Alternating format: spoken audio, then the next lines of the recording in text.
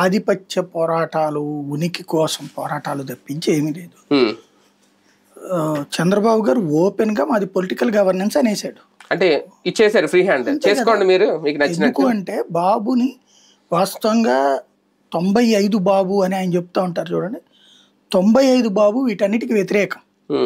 ఎమ్మెల్యేలు కరప్షన్ చేయకూడదు, రాజకీయ నాయకుడు కరప్షన్ చేయకూడదు, ఉద్యోగి కరప్షన్ చేయకూడదు, నీతిగా ఉండాలా, నియమంగా ఉండాలి.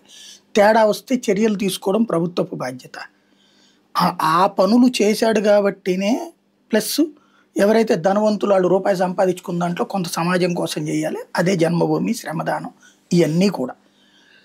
ఇవన్నీ చంద్రబాబుని హీరోని చేసినాయి మా తరానికి. మేము కాలేజీలు చదివేటప్పుడు ఆయన్ని అభిమానించేవాళ్ళం. ఎందుకు అంటే ఇదే రీజన్.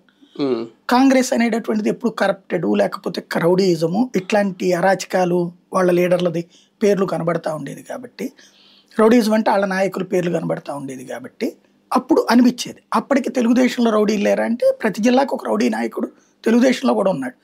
అయితే కాంగ్రెస్ని తట్టుకోవడానికి ఈ రౌడీలను పెట్టారులే, ప్రోత్సహించారులే అంటే అప్పటికి అది అంత పెద్ద డీటెయిల్డ్ థింకింగ్ కూడా ఉండేది కాదు ఆ ఏజ్లో. అప్పుడు అనిపించేది ఏంటంటే ఈ మనకి ఒక్కడు చూసినప్పుడు ఏమనిపిస్తుంది, అరే భలే పట్టుకున్నాడు, భలే చేశాడు. అది నిజ జీవితంలో చంద్రబాబు నుంచి చూసాం. మా